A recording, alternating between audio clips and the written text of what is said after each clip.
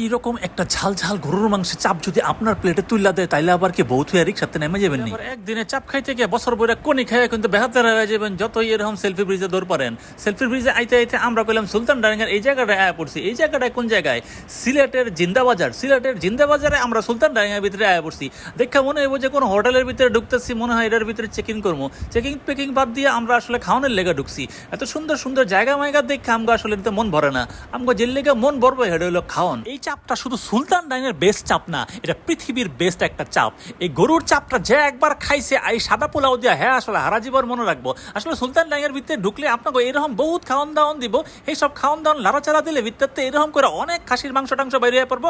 এগুলি দিয়ে আসলে আমার মন ভরে না। আমার মন পড়ে থাকে আসলে এরকম সাদা পোলাওয়ের ভিতরে আর এইরকম চাপে। এইরকম একটা চাপ আর সাদা পোলাও এত্তাটি ভাতের লগে আপনারা যখন দিব হুদা 220 টাকা তখন কিন্তু আপনার আসলে মনটা ভরে যাবো গা। টেকাটাও যেমন কম, খাওয়ানটাও এত্তাটি। আপনি আসলে কি খাইবেন সেটা আপনার নিজস্ব বিবেচনা। তবে সুলতান ডাইনে গেলে আপনি যদি এইরকম চাপ পোলাও না খান পৃথিবীতে আসলে আপনার অনেক কিছুই খান নাই। কারণ আপনারা অনেকেই কইবেন কোনটা ভালো লাগে না, এই লাগে না, এই লাগে, আপনাকে লাগে না, এটা আমার সমস্যা কি? আমার ভালো লাগছে, আমারটা আমি কইতেছি। আপনারা যারা এটা খাইছেন তারাই কইতে পারবেন এটার মজাটা কি জিনিস। সাইজটাও কিন্তু মাশাআল্লাহ খারাপ না। কারণ আবার আমার দিকে অনেক বড় দিয়েছে, আপনাকে দিকে ছোট দিয়েছে। এই ধরনের অভিযোগ দিলে আমার লাভ নাই।